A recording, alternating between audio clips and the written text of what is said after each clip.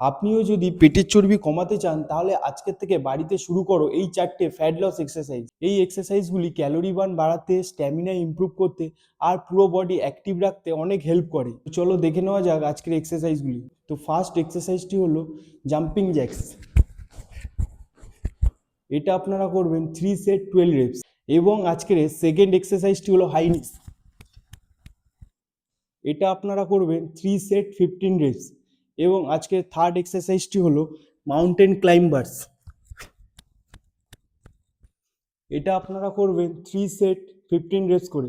এবং আজকে last and final এক্সারসাইজটি হলো বারপিস।